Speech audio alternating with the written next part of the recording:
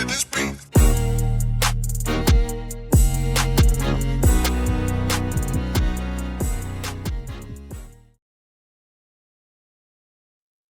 Welcome to another episode. Welcome to another episode of Gamecocks Talk with Captain Will. I'm your man, Captain Will. Make sure you like, make sure you share, make sure you subscribe to Gamecocks Talk with Captain Will so I continue to bring you that gospel of Gamecocks every single day.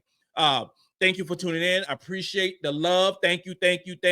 Follow me on Twitter at Gamecocks Talk. Follow me on Instagram at Gamecocks Talk with Captain Will. And wherever you get your podcast, you can find your man, Captain Will.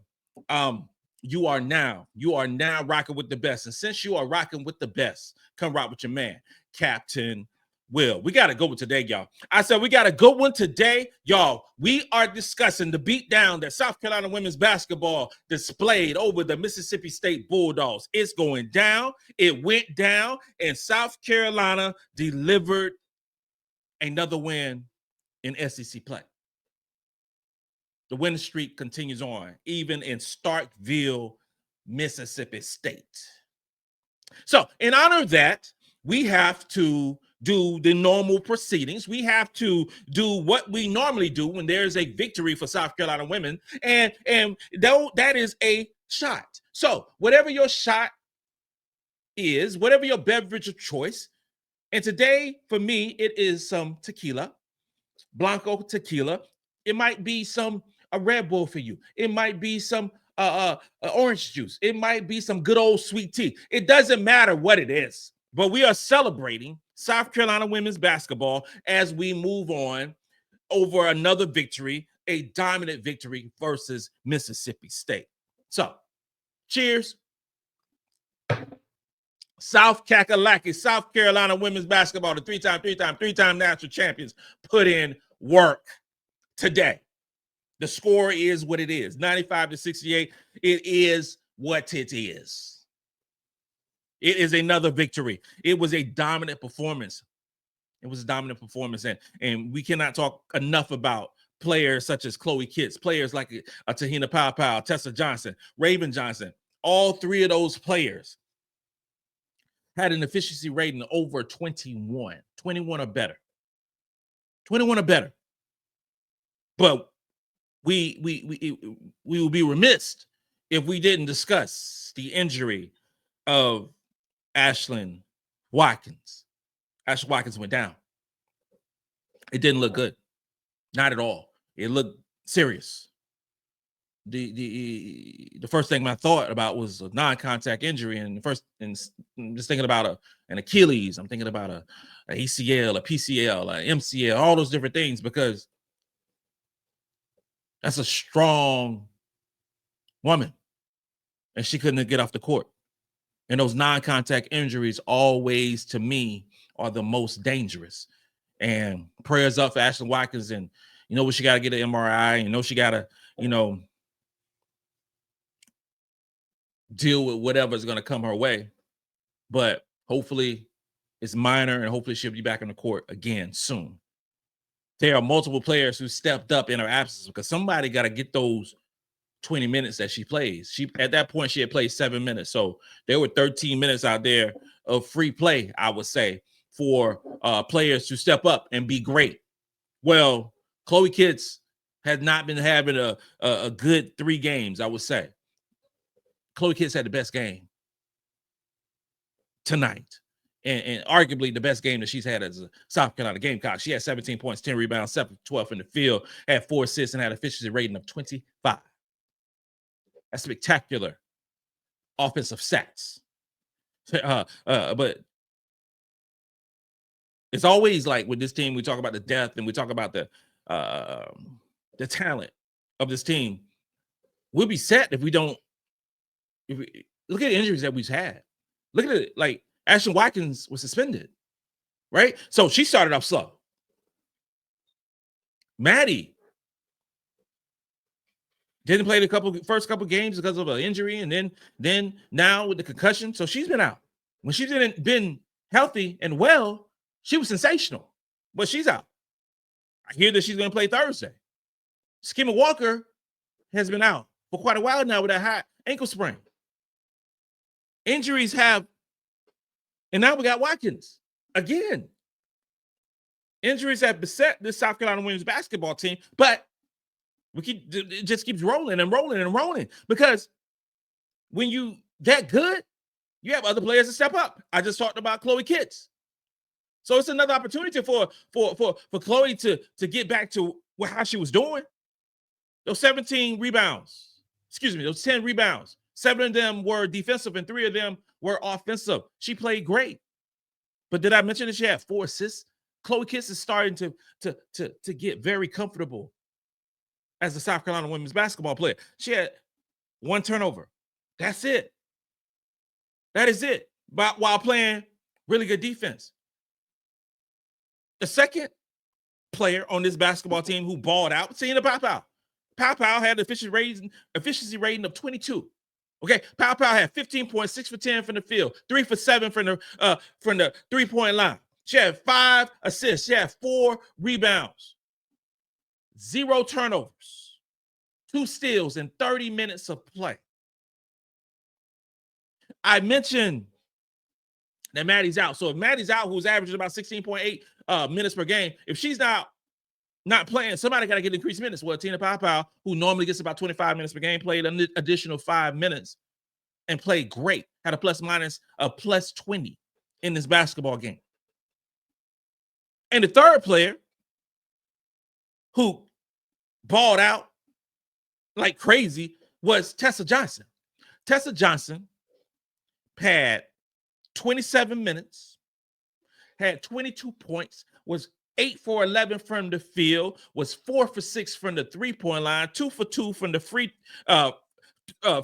throw line. She had 1 assist. 2 assists. Tessa had 2 assists, only 1 turnover, and balled out. Balled out. The combination of Tessa Johnson and Tina Pow is unbelievable. They literally are the best shooting guards in the country.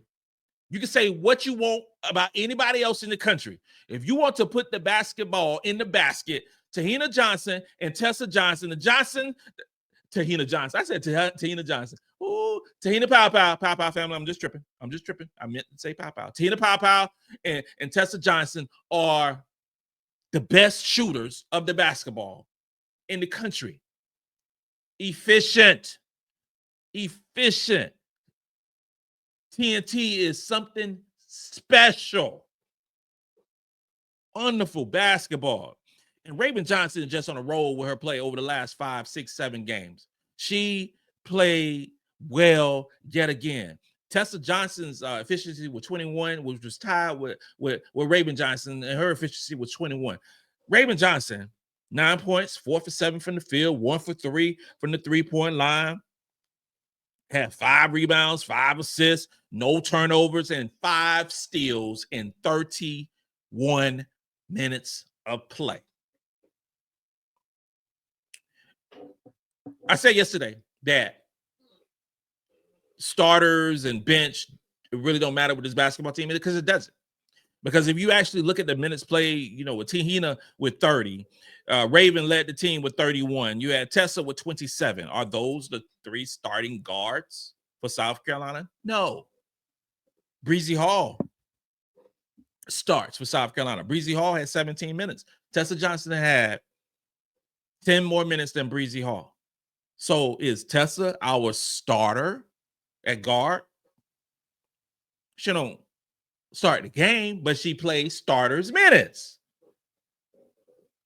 And then you had Chloe with 25 minutes, Feagin with 21 minutes. This team is so special and so deep. It just makes you just laugh at times. And this was the best offensive display by the South Carolina women's basketball team this year, shooting 54% from the field, shooting 48% from 3, shooting 88% from the free throw line, 13 in the second half, 13 for 14 from the free throw line. That's just ridiculous. Carolina played so well offensively, and a shout out to just being locked in offensively. And analytically speaking, you know, Powell had an offensive rating of 125.2 and Chloe 121.9, and just great numbers. Raven 136.4 offensive rating wise. She played the best game of her young life or young season. She did. Raven is balling out. She's playing the way that the WNBA scouts thought she would play early in the season. Although she started out slow, and you can fill in the gaps about why she started out slow this season, but she's playing well now. When you know she's playing great basketball for South Carolina. Defensively, if you look at the stats for Mississippi State, and I mentioned that Mississippi State was a good basketball team that was ranked 31st in the net rankings, and you had a situation tonight where Jericho Jordan played great offensively, 24 points, 9 for 18 from the field, or 2 for 2 from the 3-point line. She had a game of her life, 4 for 4 from the free throw line, 6 rebounds, only 1 turnover, 2 steals. She played great offensive basketball. I didn't even mention Jordan in the top 3 scouting report. I didn't. The keys in this basketball game was containing Maddy McDaniel, and we did. She only had 4 points. She was 2 for 4 from the field. You had the player that was leading the country in field goal percentage. She only got 4 field goal attempts, and 2 of those went in. She had 8 rebounds. That's cool. That's fine. She fouled out the basketball game. That was a key to this game as well. She had 4 turnovers. I mentioned that she averaged about 3 turnovers per game. She had 4 of them. You know, she was, her plus minus was minus 12. So she was out the game. There was complete attention to get this young lady frustrated and out the game, and it worked. I mentioned that Debrecia Poe was their best player. Debrecia Poe was shooting eighth. She was 8th in the country in 3-point shooting. In the country. You know what she did today? Nothing. She did nothing. She had 3 points. She had 1 3-pointer. She was 1 for 5 from 3. She was 1 for 7 from the field. There was so much attention drawn to Poe. It was obviously it was in the game plan that she would be stopped. So if you concentrate your efforts on stopping arguably their best player, another player is going to score the basketball. That player tonight was Jordan. And she did. But you take out Poe and you take out Maddy McDaniel, you're not going to win the basketball game. You're not going to win. Jordan is not going to lead this team to victory. Their 3rd or 4th best player, is not going to lead this team to victory. She played her butt off and they still lost by 27 points. 27 points. I didn't like everything about this defense at all. They shot 47% from the field. They shot 36% from 3. They shot 77% from the free throw line. I didn't like any of those numbers. Those are really good numbers for a Mississippi State team. What jacked them up all game long was their turnovers. Dawn Staley, this defense, had them in trouble. They had 20 turnovers in this game. 20. The Shields had 6 of them. And she played 28 minutes. She was a non-factor, only 2 points. But she had 6 turnovers. And Nia Russell, former Gamecock, had 4 turnovers. You're not going to win many basketball games, especially playing the 3-time national champions, with so many turnovers. And Carolina does not turn the ball over. So you're just giving us so many opportunities to score the basketball when you're committing so many turnovers. I mentioned to you that, Chloe Kiss had an efficiency of 25 and Tina Pow 22 and Tessa 21 and Raven 21. Much different on the Mississippi State basketball team. I always talk about that turnovers matter. And so many media outlets don't talk about turnovers. Well, here's the thing. Jordan had a great game, and her efficiency rating was 21. That is great. That is identical to what Raven had and identical to what Tessa had. The next best one was McFall. She had 14 points, 3 rebounds, 6 for 9 from the field, had an efficiency rating of 15.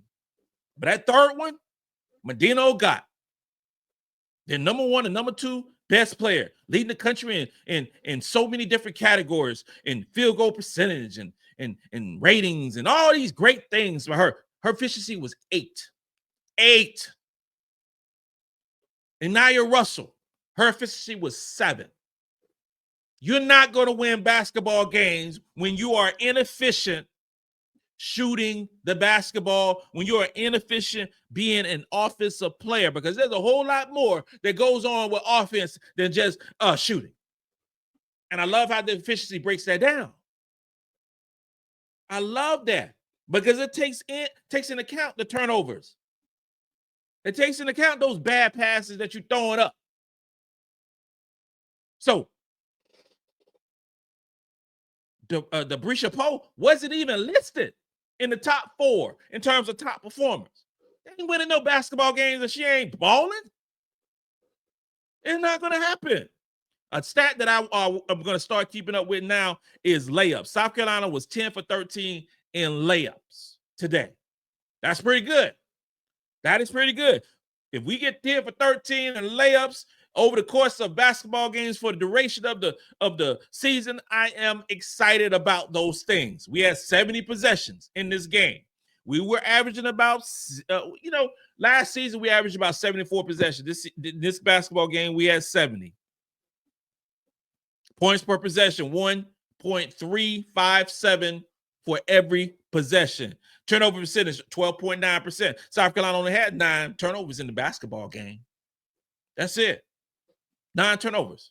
Things will look different in terms of protecting the rim and block shots, depending on what happens with Ashlyn Watkins. But I tell you this right here, we had 3 block shots tonight, and that might be the consistent rate of block shots for the duration with Ashlyn Watkins out.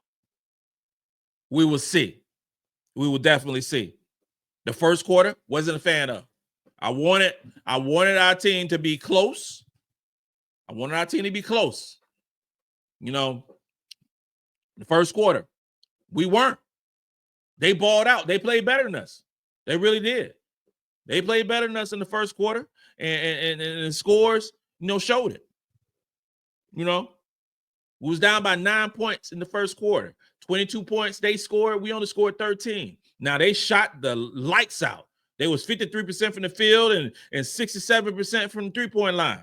And they only had, they were balling. At that point in time, they were really controlling this basketball game. They were. They really were. Now, I knew that wasn't going to be sustainable. We all knew that. It wasn't going to be sustainable. I'm getting tired, sick and tired and sick. Sick and tired and sick of these leads. These leads in the first quarter. I don't like them at all. Don't like them again. I don't want to get back to those, that Tessa needs to start. I ain't going to get back to that narrative that Tessa needs to start. I'm not going to get into that narrative that Joyce needs to start. I'm not going to get into those situations. I'm not going to say those things. All I'm saying is 23 to 22 to 13, 9-point lead against a Mississippi State team at home is not good. Because if this was Texas and we spot them by 9 points in the first quarter, we might not be able to come back. This was UConn. This is LSU. Those really good teams, we might not be able to come back from those deficits. Mississippi State, we did. The second quarter, we turned that thing around and played the way that we supposed to play. We had 29 points. They had 12 points. Now, that 29 points and 12 points, you had Powell with 6. You had Tessa with 14 points. You had Chloe with 7, Joyce with 2. Those numbers are great, but I'm just saying, what if those numbers, if Tessa was getting 14 points in the first quarter versus getting 14 points in the second quarter because she started the basketball game? I'm just saying, but but you ain't heard it from me now. You ain't heard it from Cap Will. You ain't heard from Cap Will say anything about we need to change these lineups. I'm just saying. You ain't heard it from me. South Carolina is getting to start this real deal stretch of basketball games. We got Texas A&M on Thursday. That is on Sunday. Because this time next week, we're going to be talking about Texas. Not A&M, but Texas. So we got to get this stuff together. We got to get this stuff together in terms of these quarter lapses. First quarter down by 9. They in the second quarter we were up 17 in terms of just the quarter itself. We had 29 points and they had 12 points. The third quarter we had 26. They had 11. Okay, so the second and third quarters are our money quarters. Those are the quarters that we make hay in basketball games. Second and third quarter. First quarter we don't. It ain't even a pattern no more. That is the norm. That's the norm. It's been working. Because when second quarter, when the other opposing teams go to their bench, we make our runs. And then third quarter, we make our adjustments and we make another run. So if you just say second quarter, we scored 29 points, and third quarter we scored 26 points. That is 55 points. And then for Mississippi State, the second quarter, they scored 12 points. In the third quarter, they put 11 points. So they scored 23 points. In the second and third quarter for Mississippi State, they combined for basically the same thing they scored in the first quarter. It was special. Special. Third quarter, 33% from the field. 11 points. 0 for 1 from the 3. We had to keep them off the 3-point line. For the most part, we did. We did. Carolina won the basketball game handily. Potentially have a season-ending injury for one of our best players on the basketball team. Adjustments will get made. But there's another victory for South Carolina, beating another quadrant 1 basketball team and upping our number 1 net ranking some more. This concludes another episode of Gamecocks Talk with Captain Will. I am your man, Captain Will. Make sure you like, make sure you share, and make sure you subscribe to Gamecocks Talk with Captain Will so I continue to bring you that gospel of Gamecocks every single day. Ladies and gentlemen, boys and girls, you are now rocking with the best. And since you're rocking with the best, come rock with your man, Captain Will. Let's go. Let's go. Let's go.